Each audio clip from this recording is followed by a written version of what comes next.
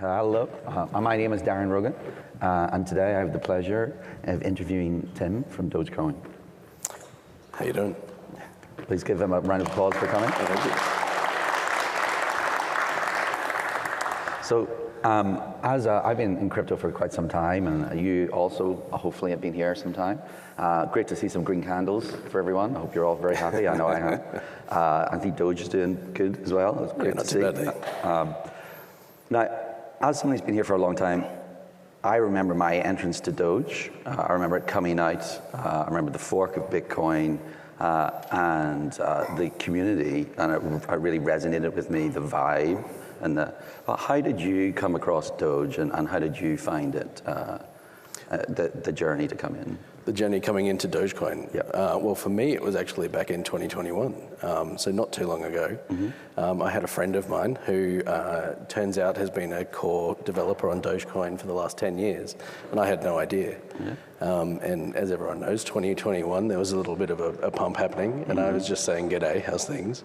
And she said, "Oh, pretty stressful. Doge is pumping," and I'm like, what's that all about? And so I just started helping out. I just said, this is pretty funny. I mean, Doge, it's all about the memes. It's all about the memes. Yeah. And so I just got involved really helping out a friend. Yeah. And then, Doge, I suppose, has been a community grassroots open source project. Yeah. And as money started coming into the ecosystem, there was a lot of questions around, well, how do we deal with this? How do we put the tip jar, for instance, which had been donated towards developers over the last 10 years, now that that's worth something, how do we put that to use? And so we started talking about how do we hire full-time developers, re-establish the Dogecoin Foundation, which is who I'm working for. Yeah. And then how do we develop Dogecoin into something that's really going to continue the ethos of the community, but be impactful to all of humanity. So, Yeah. So were you interested in Doge before coming on? Do you remember, all of the NASCAR days? And I wasn't there for that. I know, but I know you weren't part of the member. No, I don't, because my introduction to crypto was back when CoinJar were just starting up in Melbourne. Oh yeah. And I was working at a startup. We were in the same building and same co-location. Yeah. Dev sort of set up as them. And someone there said, "Hey, can you test out our app? We've got this new CoinJar app," and I think they gave me a card with 5 Bitcoin on it. And I think I threw it in the bin on the way to lunch. And sort of that was my intro to crypto. And then I just didn't touch it until my friend said, "Can you come and help?" And what really attracted me to Dogecoin was that ethos of trying to help people. So the Dogecoin community has been about, well, do only good every day is the acronym for Doge. Trying to really help people in the community and help people get a leg up. And so that really drew me in and is what's kept me hooked. And then going back and looking at what the community's done with things like Doge for Water and the NASCAR project and all of these things. I think we sponsored the Jamaican bobsled team one year to go to the Olympics. Yeah, just I remember because that. Why not, right? Yeah. But I think the fact that you guys don't take yourselves too seriously is a big deal. I don't think the gifts are working. No? I don't know, there's slides on. Next slide. Next slide, there we go. Slide 2. So slide 2, yeah. So Doge goes up, but Doge has also come down sometimes. Like the market works in crazy ways. So how do you feel that the last sort of rise and the market cycle that we just went through has affected you and your team? I guess, being a not-for-profit foundation, we're trying to keep the lights on, I guess, obviously. But the price action of Dogecoin doesn't necessarily affect us. Yeah. We've been operating for the last several years off donations from several influential people. The last big one was from the Ethereum founder Vitalik, gave us a whole bucket load of ETH to help keep ticking things going, away. Yeah. And we've got more benefactors, I guess, in the pipeline, just saying, keep doing good things and we'll keep supporting you. So we look at the price, and as we like to say, 1 Doge equals 1 Doge. Yeah. And whether it, for us, it's not about the investment angle. I mean, it is for most people in our community. Yeah. And so we want to see that go up, but really it's about what's going to make Dogecoin go up. I don't want to get to the slide too early because I'm going to miss my slide 3, right? Yeah. But The next one, I'll just leave that. Just look at that for a second. Isn't he trying very hard? Isn't he? He's good. This was the important one. Yeah. Because this is what we're talking about, hype-based adoption versus, I guess I call it utility-based adoption. For most cryptos at the moment, they're speculative assets, and we're stuck in this hype-based cycle of, up and down, we follow this market trend.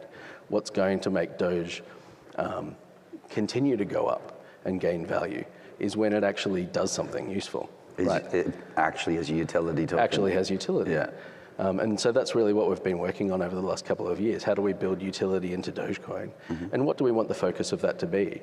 Because, obviously different crypto projects have different angles. Bitcoin's looking to be a store of value. And so what's the niche that we aim to fill? And so for us, that's really a means of exchange. Like people used to say that Bitcoin is the people's money, but the problem with Bitcoin, as we know, is it's very expensive to do a lot of transactions. But if you think about from the strength of the community, maybe Doge is the people's money because it is focused on actually being used as currency and being used, to help and be used by every day, and it's run by a strong community, and it doesn't have some leader that actually runs, no matter what Elon Musk thinks. We'll get to that. But do you feel that ethos of the community brought you to it? Because you're a great engineer with a long background. You're not just a fly-by-night individual. So to bring somebody of your caliber on board to the team. Well, that was a really good question. I mean, when I started helping my friend Mishi Lumen, who's one of the core developers of Doge for the last 10 years, and they asked me to come on and take a full-time position, I had to really, spoke to my family, is this really what I want to get involved in? What do we think about crypto? And as I started doing my research into that, I'm going through Reddit, and there's a thread on there back in 2021 that is really what sold me on Dogecoin. And it was talking back about the people being a people's currency. It was thousands and thousands of Dogecoin holders talking about how Dogecoin had changed their lives. And we're not talking about ultra rich people. We're talking about people who are mechanics, nurses, bus drivers, who had invested a little bit of money in Doge. They'd seen it gone up, and then they were sharing their stories. I was able to give I was able to get surgery for my dog. So nice. And I couldn't afford it. Now I could because of Dogecoin. I bought an engagement ring for my girlfriend with Dogecoin. And, these stories, they're just human stories. Yeah, but and that's what really... The impact doesn't need to be $1 million. If you're looking giant bags, small amounts of increase for everybody is as impactful as some person making a gazillion dollars. It is. I mean, I was, as I was just saying earlier before we flicked on the mics, I was at the CoinDesk conference over in Austin last year, and we were just hanging out in the cafeteria area, and this woman grabbed us, and she's like, "You're the Dogecoin people." Like, yeah. She's like, "I've got to show you my Doge bags." And I'm like, "Okay, cool." Everyone's got their bags. Anyway, she runs off and comes back 2 minutes later with this, I don't know, is it Gucci? Like the fancy, it was her, and she's like, "This is a $10,000 bag. Yeah. I bought it with my Doge." That was all my Doge. And it's like, I sold it, I bought it at the right time, I sold it at the right time, and now I got my bag, and now I just tell everyone this is my Doge bag. This is my Doge bag. And that made her happy. And it's like, put a smile on her face. And I go, well, that's good. These are the kinds of nice stories that we like to hear. But there are some great sort of community merch. I know that T-shirt that you're wearing. I love that T-shirt. I was like, where can I get one of these? And he was like, well, it was sent to me from one of the community members. But meme culture in particular has been a big deal with Doge. What do you feel about, well, let's just say for everyone else, how is Shiba Inu related to Doge? Shiba Inu, the token? The token, yeah. The token, not the cool dog. Not the cool dog. All right, okay. Well, Shiba Inu token was launched as the Doge killer. When they came out, you might notice they've got a Shiba Inu with a very angry looking face. Their slogan was the Doge killer. And I think that they really missed their mark with that because they came in to the meme culture not looking to do only good every day, but really looking to take everyone out. And, I thought... And that just really fell flat with a lot of people. There were a few people from the Dogecoin community who left for the SHIB community. and good riddance to them. I mean, like if that's what you want to support, the idea of like, well, we're coming to get you guys and like stop all of your fun and take over and then make a lot of money off it. Like killer of do good every day just doesn't sound right. Yeah, exactly. So it's like if you want to be in that camp, great, you go be in that camp. But like, just for anyone who doesn't know, Shiba Inu was just a token launched on Ethereum. It wasn't like its own, network. It didn't have, the community support behind it. And like, don't get me wrong, Shiba Inu has done well for some of those people who are in it, and it has a bit of an ecosystem. But it's not Doge. It's nowhere near Doge, and it doesn't have the same ethos. And it's much more about the hype, as we were saying on the previous slide. That more top one, and about bags and prices. Now, don't get me wrong, Bitcoin or Doge still does well on price action, but I'm not sure they had the same value-orientated community focus, if you understand what I mean. It's about value creation for them rather than value creation for the masses. Yeah. Because you want Doge to be used everywhere. Used everywhere. And I mean, I guess when you talk about the community aspect to it, I mean, if you have a look at the slide up here, these are some of the examples of things that have just spontaneously happened in the Dogecoin community. And we had the Doge for Water project some years ago, where they wanted to dig wells in Africa, and they raised 400 million Dogecoin from the community to do that. Yeah. More recently, a couple of years ago, we teamed up with Mr. Beast and their Team C's project, and raised... Maybe he got the idea for his most recent video from you guys? Perhaps. Because he dug wells in Africa. Oh, right, okay. So he must have been reading the history of Doge after he did the team one. I was like, that's a good idea, I'll take that one too. Well, he's a pretty cool guy. And he seems like a pretty cool guy.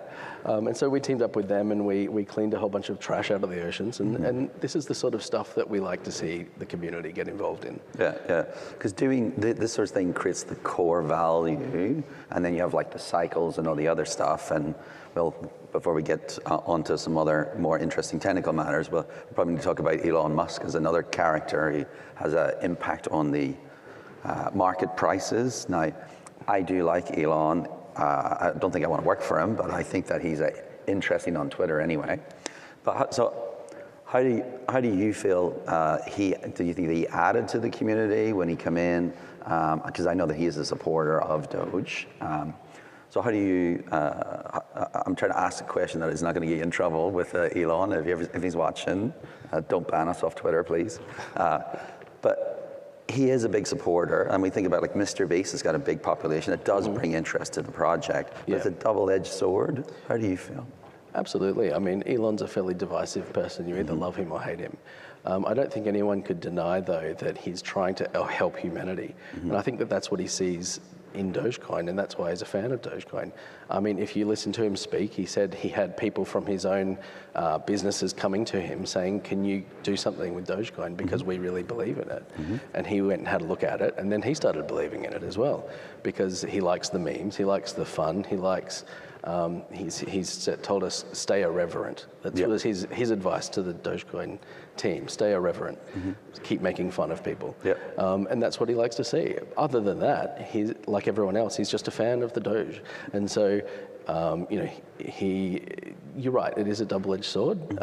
People see him as being particularly right-leaning, and so maybe that loses some influence in another section. But, at the end of the day, Dogecoin is separate to Elon Musk. Absolutely. He's just a community member like any other person. Else, it's not a personality-driven coin and like some other ones are.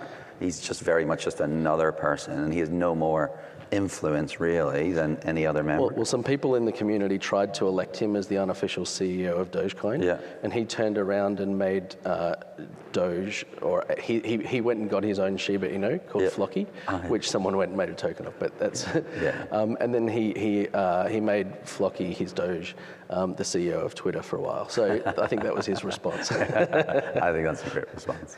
So if you think about Doge, like. When do you think it's going to like power X, the new financial future? Because he did say he wasn't going to run his own token. So do you think Doge will be the thing that powers Twitter in the future? Well, as I mentioned, I'm a software engineer. And so the project that I've been working on for the last 18 months is called GigaWallet. And that's really a back-end service that is for institutions like Twitter or Twitch TV or YouTube or anyone who decided that they wanted to drop Dogecoin in as a tipping mechanism or a way to pay for services. That there's a back-end service that they can drop into their infrastructure and turn it on. And so that's what we've been building. We've shared that with the team at X. We've shared it with other companies as well. Whether or not they evaluate that and decide to take it on, but we've... But you're building those tools for the adoption of the protocol to make it easier for Doge to be used in more places. You're not just sitting there waiting for it and just worrying about token price. You're actually saying, let's build the tools that makes this power. So someone without a lot of money, because like Elon, he could afford to pay his own staff to build it. And the fact that you're building this and releasing it to the community means that any person without a large amount of capital can actually come on board and use the product. That's it. I mean, when I came on back in 2021, I had a look at what we had, which was essentially a fork of the Bitcoin core client, which is a legacy client. It's the node that Satoshi built 14 years ago. It's old tech. The APIs aren't particularly easy to integrate with. And I looked at this from a technical point of view, and I thought, if I had to integrate this into my system, if I wanted to just accept Dogecoin, I'd need to put a team on this for 12 months to build something. And so if we want to see adoption, widespread adoption, online with online shopping and that sort of thing, we need to make this easier. And so that's where GigaWallet comes in. We said, let's build the service that makes this easier, that you can just drop into your infrastructure, integrate with some convenient APIs, and that does the heavy lifting of talking to layer one. And because the way you're doing it, you're democratizing the ability to use Doge rather than sort of gatekeeping it to people who can afford to put a team on it for 12 months. Well, that's it. I mean, as I said, we're not for profit, so all of our software is open source. And we'd love to see entrepreneurs around the world pick these tools up and use them to build great businesses. If you're in, I don't know, pick a country, just say you're in Indonesia or something like that, find a niche, take our tools, use them to integrate Dogecoin. You've now got a layer one cryptocurrency with fast transaction time, really cheap rates, and you can start doing business. Yeah. You can probably, there's people with Doge, I have Bitcoin, and I ended up spending a lot of Bitcoin on beef jerky just because I could, right? I would see the list and I'd be like, oh, that's great. Yeah. So it can actually bring more business to these places because these currency opportunities aren't there. And, every currency is a bit volatile at the minute. So that's true. Which ones we will use in the future we will actually determine, because we're in a bit of a volatile stage at the minute. But bringing it back to more access, access for all. I know that you were talking to me before about your radio project, Radio Doge. I think this would be super interesting. Can you explain it? Yeah, no worries. I mean, Radio Doge is really about us looking at, how do we get off this hype cycle? How do we get to a utility-based increase in adoption? Well, we've looked at the landscape. Well, who's being serviced right now? Many cryptocurrencies are really servicing the top end of the Western market. And so we're looking, going back to our ethos of do only good every day, where can we do the most good in the world at the same time as providing utility to increase adoption, because that's going to obviously improve the value of the currency for all of for the community. And so, interestingly enough, I discover browsing around the internet, there are 1.7 billion people without access to banking in the world. These are often subsistence farmers. These are primary producers in countries where they're often exploited for their labor by middlemen who will come in and say, look, I'll take your hard work, swap you a bag of beans, and then I'll take it to market and sell it for real money. And so the idea of, well, how can we bring Doge to those people who don't necessarily have the internet, who don't maybe not even have a mobile phone? Exactly. Just on that, Elon Musk doing great things with Starlink, covering the planet with internet access, but it's not going to be affordable for these people. They're not going to be able to pay for the satellite dish to get that access, just when other people might be thinking about this. So these low-cost radio systems, these are the type of things that actually can be adopted, rather than other things which, in theory, is great, but in practice, that's outside the economic reach of these people. Yeah, and so we're looking at, we've designed a system that will use Starlink, as I said, as an uplink, and that's expensive. You're looking at $1,000 for a dish, and then you've got to maintain the price of that. How do we maximize access to that? And so being able to create one of these stations where you place one of these down, It's got the Starlink dish, and then it uses high-frequency radio, which can, do hundreds of kilometers to villages where they have a small device, like a Raspberry Pi sort of device that can run on solar power, that can be then used a bit like an ATM to transact. So you can come in, you can generate a key for yourself, you can take your key phrase, you can come back and unlock that with a PIN or whatever, and you can buy and sell things. And sell goods, yeah. And then when someone comes to buy your cows, you can say, well, I'd actually like Dogecoin, thanks. And you can get a little notification saying that's landed in my wallet, that's great. Here are the cows. And so, we've been building that out primarily in the States. We've got one of our devs has a World War II radio tower that they bought, just because that's what you do. That's what you do, yeah. And they've stuck a Starlink dish on it, and that's the first node in that network. But we've got people in the community now setting up other nodes, building Maybe the hardware Optus themselves. should have set one up the other week. And there's a picture of what it looks like. And so this is the sort of kit that we're looking at under $100. We can drop one of these in a village and bring cryptocurrency to 1.7 billion people on the planet. And then hopefully we're increasing the utility of our currency at the same time that we're doing good. We're trying to help people. So that sounds like being able to hold an asset that might actually accrue in value over time if they hold their Doge rather than some of the fiats, which are incentivized to have an inflationary model on those, so they can't sort of hold any wealth, or they can't sort of move that wealth around easily, because that debanking and the access to financial services is a key thing of helping people out of poverty. And these projects are very beneficial for this. Well, I mean, they can also take that, they can take their key phrase, they can head to a city and they can exchange it for whatever their local currency is, if that's what they want to do. I mean, another really interesting use case that we're looking at is the transient workforce. And so you have people who are coming from third world countries to places like Australia. They're driving taxis, they're working at Macca's, they're taking that paycheck, that limited paycheck that they've got, they're cutting it in half and sending half of it back to their family. Where they come from. Now, at the moment, they're doing that through services like Western Union. Now, if you're sending $50 back to your family and 25 of it's going to the transaction fee, that's a pretty big cut. It's a massive cut, yeah. And we're looking at how we can help people in that situation by saying, well, a Dogecoin transaction is a fraction of a cent. We've seen since the 1.14 release, when we dropped the fees down, people have been transacting millions of dollars worth of Doge and paying half a cent in transaction fees. And so looking at how we can get that in the hands of the transient workforce, because all of a sudden, there's a lot more going in the pockets of the people back home. Yeah, those middlemen aren't taking massive slices. Like it's sometimes up to 30, 40, and with a small amount with Western Union, it's really noticeable, but it's very expensive. It's like you get punished for being poor. You know what I mean? If you're rich, you can do it for free. Yeah. But if you're poor, we're going to extract as maximum pain from you as possible. And hopefully Doge can create real competition that will push prices down on their side for the people who aren't ready to come onto Doge. But those who are can get the advantages of a global internet money. Absolutely. Okay. So with the radio, sorry, how much time have we got? We've got a minute, that's all right. All right. So let's just move on to the last slide then. So with Doge, so we have an amazing community. We've got meme culture up the wazoo, and if you don't like memes, I don't know what you're doing in crypto. We have the best memes.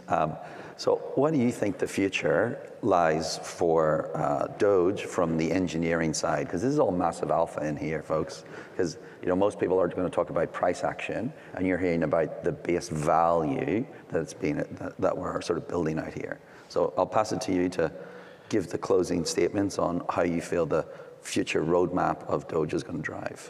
Well, Dogecoin being a decentralized currency, we don't have any sort of authoritative say on where things are going to go.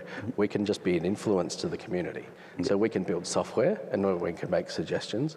I'm currently working on a proposal on an upgrade to the protocol, which is, I've been talking to Vitalik about how they made the move to proof of stake. Whether or not that gets legs in the community and gains adoption, that we'll have to wait and see. Because there is no king, let's be clear. This is just your idea.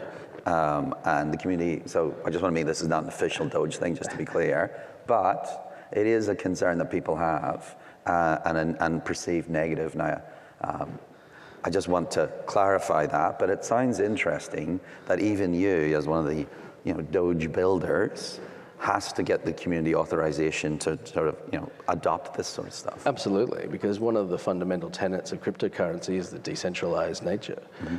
If it's not a collaborative effort, then it's not going to happen. I mean, if anyone could just come along and say authoritatively, we're going to make this change, then is your currency really safe? I mean, going back to these tokens, is your currency really safe when it's in the hands of a single developer who can do whatever he wants. Do whatever he wants. Basically, yeah. So I think it's one of the strengths of Dogecoin that even though we might put these great plans forward, build the software, really the community needs to vote with their feet. This is very much like the open source ethos. It may not be as fast to get to the goal as like a traditional business, because there isn't like a leader at the front saying, we're all going to go here and everyone has to listen to them. But it does generate like so much more value in the long term. And we see this through just general open source. Like the whole internet runs on general open source. All these private companies all run open source servers, like that nearly whole stack is open source these days. And we're trying to do that with money here as well. Yeah, and it's a process, and Dogecoin's 10 years old now. Hopefully we'll still be here in 10 years' time, and we'll be talking about the great things that we've done for all of humanity. In 10 years' time, there might be a Doge sticker on the side of a SpaceX rocket landing on the moon. I hope so. I've got a Doge sticker here, actually. Have you? I wonder if there's something I can stick it on. Stick one on anyway. All right. So, any final remarks? Thank you. Thank you. Yeah, you've got a question?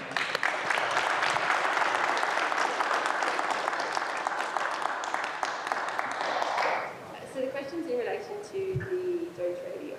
So you're talking, what area or massive space does that one radio do? Because $100 to someone in Africa is still a hell of a lot of money. Are you saying a whole community, that would be enough to do a whole community? That would be one community. So the radio, the base, which is high frequency radio, that would be, my understanding of talking to the team, you would have maybe 2 of those which would cover Africa, for instance.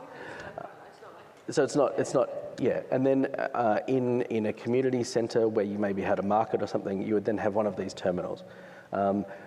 So the last mile is done via something called LoRa, which is another radio technology. Yeah. So, but like realistically, some of it is expensive, but it is mass use. And then some of the other bits are relatively cheap, because we talk about like a Raspberry Pi, that is like a really small, cheap computer, and they're trying to make it as, Raspberry Pi is a great project as well, and trying to keep the cost down and make computing accessible for everyone. And I think places like Doge, you might find, the culture will help the aid. So I would expect not necessarily that some of the villages will necessarily be purchasing it themselves, but you easily see the community come together to try to do good every day. Obviously we're a technical-minded bunch of people. We don't have experience on the ground in these areas, and so we'll be looking to partner with NGOs who do. We'd rather than go in with some sort of white savior complex, here we are to solve all of your problems, work with the locals and give them the tools, and then have NGOs who can fund those things. And so more of a grassroots, teach someone to fish. Exactly, like there are UN programs and stuff that try to do these technology uplift programs, and their bureaucracies and they're wildly inefficient. I hope someday they'll turn around and pick up technologies like this and realize for a tiny pieces of the money they spend on bureaucrats, we could actually deploy and make meaningful differences. Absolutely. I think that's it. So thank you very much for coming and joining. And I hope you enjoy knowing more that Doge is trying to build long-term value, as well as great memes and hopefully green candles. So thank you very much for coming. Have a great evening.